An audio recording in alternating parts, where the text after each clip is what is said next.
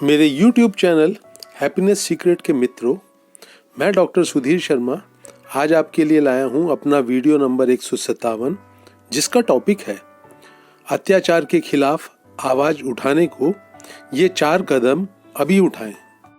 पहले तो ये समझ लें कि यह अत्याचारी इंसान आपसे कोई भी रिश्ता रख सकता है। आपके परिवार का सदस्य हो सकता है, आपका जीवन साथी हो सकता है, आपका ऑफिस में कोई कलीग, कोई बॉस हो सकता है, कोई पड़ोसी हो सकता है। किसी भी रूप में ये आपके सामने आ सकता है। क्यों करता है अत्याचारी इंसान आपके ऊपर अत्याचार? क्योंकि उसके अहम को ऐसा करने से संतुष्टि मिलती है। एक पति है, अपने ऑफिस में जाता है, वहाँ दोस्तों से झगड़ा होता है, बॉस की डांट सुनने को मिलती है, घर में आकर बीवी के ऊपर, बच्चों के ऊपर अत्याचार करता है। एक तरह की बड़ी विकृत संतुष्टि मिलती है। लगता है मैं भी कुछ हूँ, मेरे भी कंट्रोल में कोई है, मैं भी किसी के साथ अपना ऑर्डर मनवा सकता हूँ, मनचाहा व्यवहार कर सकता हूँ।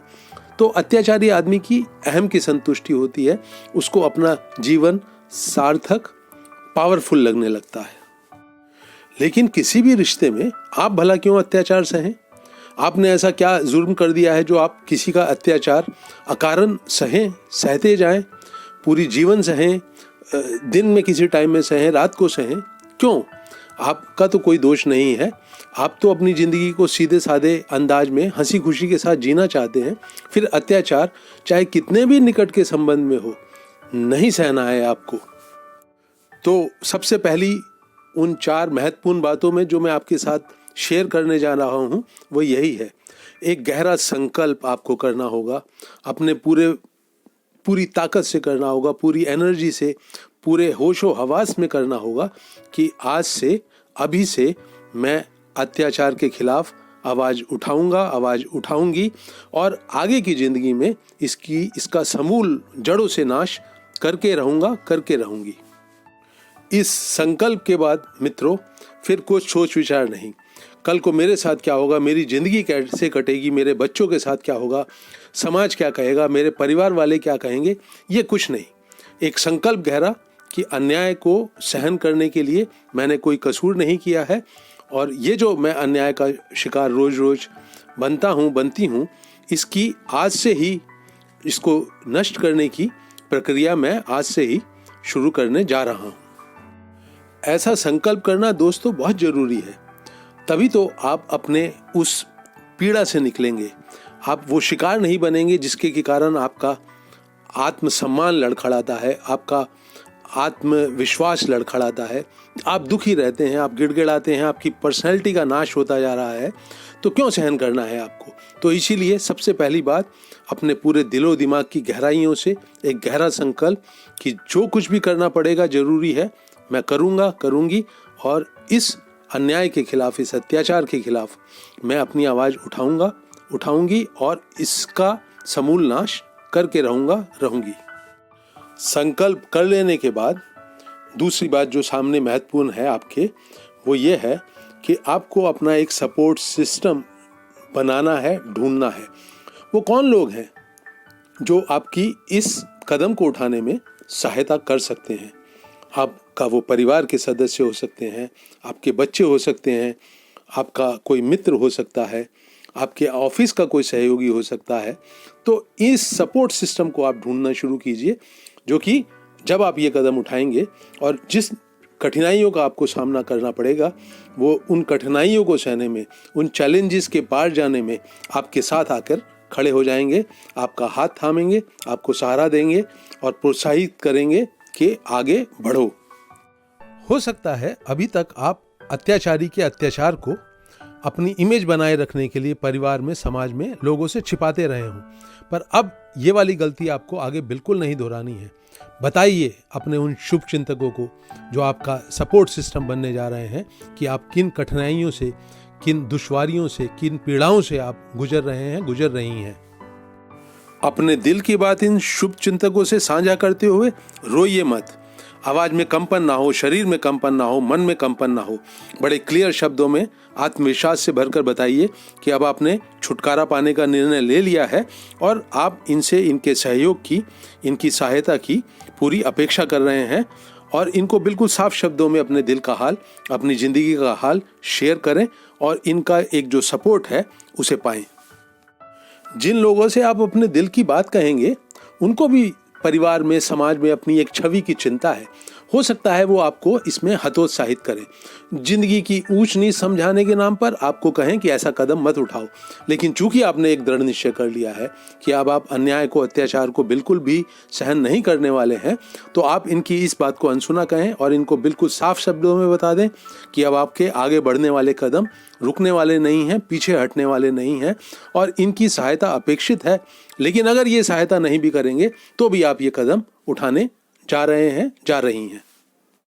अब आते हैं मित्रों तीसरी महत्वपूर्ण बात पे कि वो एक्शन क्या है जिसको आपको उठाना है उस अत्याचारी दुष्ट इंसान को, उस आताताई को ये दिखाने के लिए कि अब आपने अत्याचार आगे भविष्य में सहने से तौबा कर ली है, संकल्प कर लिया है कि अब आप शिकार, आप एक पीड़िता नहीं बनेंगे।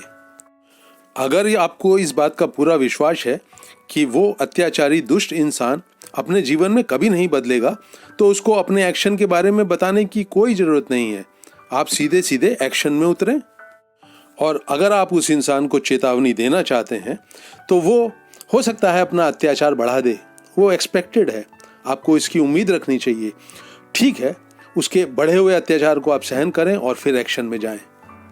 यहाँ सबसे महत्वपूर्ण ध्यान में रखने वाली बात यही है कि इस टाइम पे सोच विचार का टाइम नहीं है। ये अपने कमरे में बैठकर, लेटकर ये सोचने का टाइम नहीं है कि आगे क्या होगा। अगर आपने अन्याय से बचना है तो इस सोच विचार को अपने दिलो दिमाग में बिल्कुल जगह ना दें, नहीं तो आपकी एनर्जी लीक कर जाएगी और आप वो एक्शन नहीं उठा पाएंगे। तो इस चेतावनी को ध्यान में रखें। और वो एक्शन क्या होगा? मित्रों, अत्याचारी का अत्याचार आपको आगे भविष्य में कभी ना सहन करना पड़े तो वो दो ही तरीकों से हो सकता है। वो अत्याचार थम जाए या अत्याचारी से इतनी दूरी बना ले कि वो आपके ऊपर अत्याचार ना कर सके। अत्याचार थम जाए, इसके लिए क्या कदम उठा सकते हैं? वही जो आपका सपोर्ट सिस्टम आपने तैयार किया है, उन अपने मित्रों को, अपने रिश्तेदारों को, अपने परिवार के सदस्यों को इकट्ठा करें, अपने दिल का हाल बिल्कुल खुले शब्दों में उनको बताएं। अत्याचारी भी वहाँ मौजूद होना चाहिए और वो उन लोगों का अगर दबाव बनता है और अत्याचारी दिल से इस बात को स्वीकार करता है कि वो गलती करता आया है, तो शायद उसके अत्याचार में कमी आएगी और आपको एक आशा बंधेगी कि शायद धीरे धीरे ये इंसान समझदार बन जाए। पर मेरा व्यक्तिगत रूप से ये मानना है कि ऐसा बहुत कम होता है।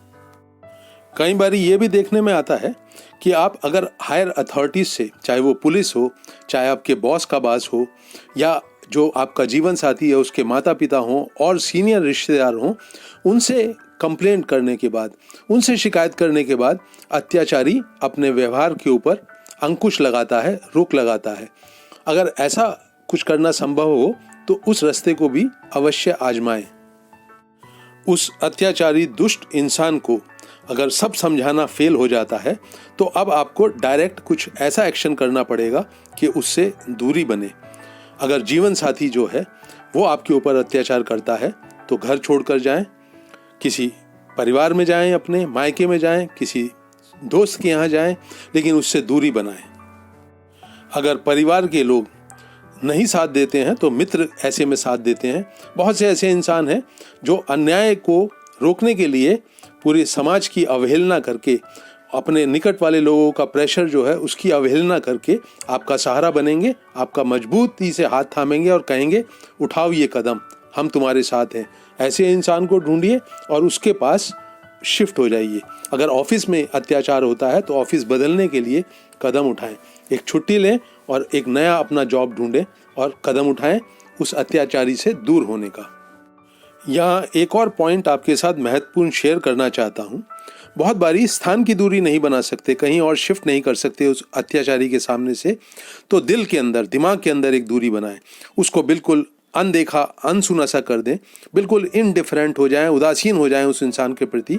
चाहे वो आपका ऑफिस का बॉस हो, अपने काम से काम मतलब रखें, आपका जीवन साथी हो, अपने काम से मतलब रखें और उसकी कही हुई बातों में जहाँ तक एक्शन करना है, काम करना है उसको करें, लेकिन अपने दिल में, अपने दिमाग में अपनी भावनाओं के स्तर पर उसको बिल्कुल स्थान देना बंद कर दें।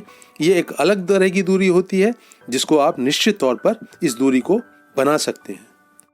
एक ही जगह पर रहते हुए साथ साथ इस तरह की दूरी बनाना कठिन काम है। स्थान की दूरी बनाएं, अलग शिफ्ट हो जाएं और तब आप पाएंगे कि अत्याचारी बहुत तरह तरह के हथकंडे अपनाकर आपको ऐसा कदम उठाने से रोकने की कोशिश करेगा। यहाँ से शुरू होता है वो चौथा महत्वपूर्ण पॉइंट जिसका आपको बहुत बहुत ध्यान रखना है।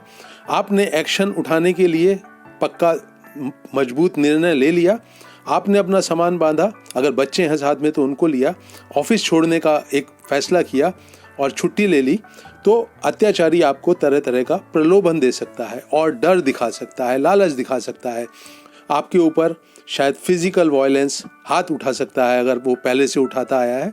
इन सब बातों के ये जो एक्शन लेने के साथ साथ शुरू हो जाती हैं, इनको भी आप जो है सहन करके या अनदेखा करके और वहाँ से निकलिए, अपने एक्शन को कंप्लीट कीजिए।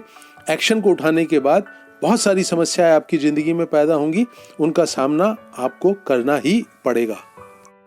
अत्याचारी के शर्मिंदा होने को, सॉरी बोलने को, आंसू बहाने को बिल्कुल भी विश्वास मत करिए उसके ऊपर। वो इंसान अगर बदल सकता होता तो अब तक बदल गया होता। वो अत्याचारी इंसान आसानी से बिल्कुल नहीं बदलेगा। उसको एक बहुत ही विकृत किस्म का मजा आता है आपको आपके ऊपर अत्याचार करने में, उसके अहम को संतुष्टि मिलती है। उसको अपने दुनिया में एक इंसान को मैं कंट्रोल करके जैसे चाहूँ पशुता की तरह से भी व्यवहार कर सकता हूँ, जैसे चाहे अपनी उंगलियों पर घुमा सकता हूँ। ये उसके लिए बहुत ही एक सुखद, दिल को खुश करने वाली बात है।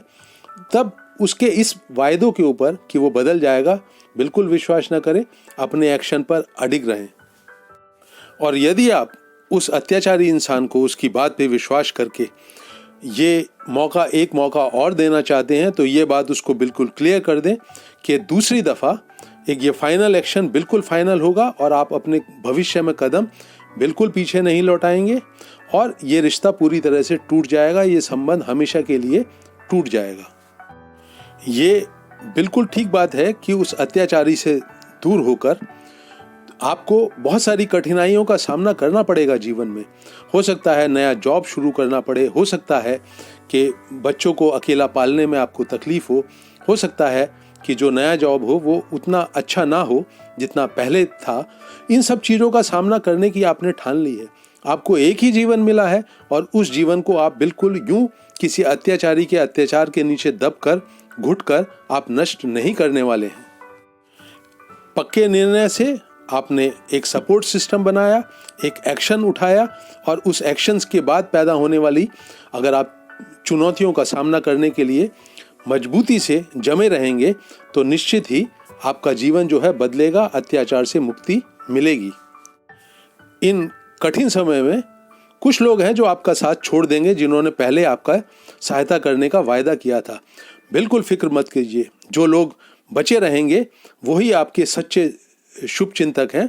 उनका हाथ थामे रखिए, अपने पैरों पे चलने की आदत डालिए, अपने जीवन में स्वतंत्रता की सांस लीजिए और अत्याचार से हमेशा हमेशा के लिए मुक्त होने वाली राह पर आगे बढ़ते हुए पीछे मुड़ के बिल्कुल मत देखिए। बीच बीच में बहुत ज़्यादा डिप्रेस करने वाले, उदास करने वाले नकारात्मक भाव मन में उठ सकते हैं। हो सकता है कभी लगे कि ज़िंदगी ऐसी बिल्कुल बेकार जा रही है, इसे नष्ट कर लें, या कुछ वायलेंस करने का, कानून को अपने हाथ में लेने का दिल कर सकता है। इस तरह की गलतियां बिल्कुल भी ना करें। अपने किसी जो बहुत ही गहरा शुभचिंतक है, आपका हमराही है, हम सफ़र है ज़िंदगी में, उसके साथ अपने दिल की बात शेयर करें और वहाँ से उसको शेयर करने में, बात को, दिल की बात किसी को कह देने से एक तरह की हीलिंग शुरू हो जाती है दिल के जख्म पर और वो आपका फिर एक मजबूत आत्मविश्वास पैदा करने का कारण बनती है। तो उस दुष्ट इंसान के अत्याचार से मुक्त होने की जो यात्रा एक गहरे संकल्प के साथ शुरू हुई थी, उस पे एक्शन भी हो गया और आप मजबूती से अपने पैरों पर खड़े होकर अपने जीवन में आगे भी बढ़ने लगे हैं। अपनी पीठ थपथपाइए, आज़ादी की सांस लीजिए और अपने जीवन को यथार्थ करते हुए हंसी खुशी से जिएं। इस वीडियो को मित्रों मैं यहीं रोक रहा हूँ। आप इसको शेयर करें, मेरे YouTube चैनल हैप्पीनेस सीक्रेट को अवश्य सब्सक्राइब करें और औरों से भी कराएं। नीचे चल रहे व्हाट्सएप नंबर पे अपनी परेशानी को मैसेज करके मेरे साथ साझा करें। हम मिलकर आपकी परेशानी का हल अवश्य निकाल लेंगे। इस वीडियो को अंत तक वॉच करने के लिए आपका धन्यवाद।